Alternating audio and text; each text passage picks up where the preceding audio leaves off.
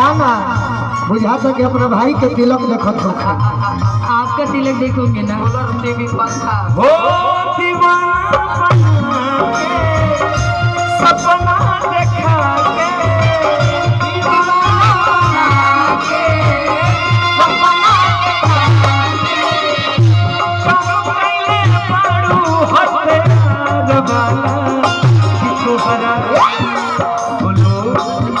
तुहरा दिल के दुकान में सपना नहीं के प्यार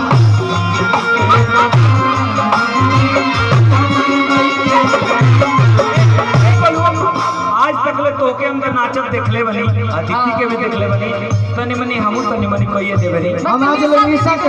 लेकिन निशा के कहियो कोमर नहीं आज देखा तनी मनी कोमरे नहीं के हिलाई ये राय भैया की तरफ से राय परिवार की तरफ से और राय परिवार के साला साहब बनी है के हाँ सही बात है। हाँ तो जाना तनी भाई हाँ तो तनी मनी ऐसे ज्यादा कुछ ना नहीं सही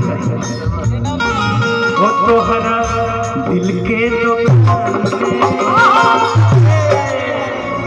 ना ना तू नो मत रच गोल नाची छोड़ नाची देरी सारा बाजी तनी लड़की हम मनावन जो होती है सही बात तो एक बार प्रस्ताव रख देनी सब फार्म भरा गइल इंतजार कर मार दो वो तोहरा दिल के दुकान में सामान नहीं के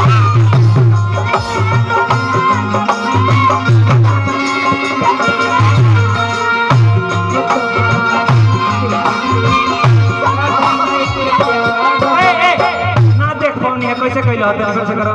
पहले हम निशा के देखो अच्छा सिखाओ तो कर हम तो हर देखो सिखाओ अपना दिखाओ सिखाओ सपना